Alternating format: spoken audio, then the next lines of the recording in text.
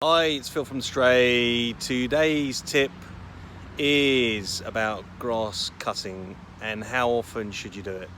It's the number one question that I ask clients, and it's the one question that comes up regularly. So the most important thing about cutting your grass is cut it as often as it needs it. Now I know that sounds a bit crazy, i.e. how often does it need it? Well, that's a question of actually looking at how fast it's growing.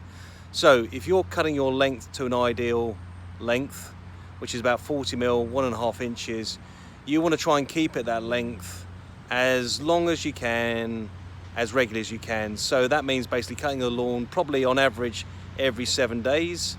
But if it's flushing, if it's growing hard, then you should cut it more often. So ideally, cut it once a week, once every 7 days. But if the grass needs it, pop out and give it another trim.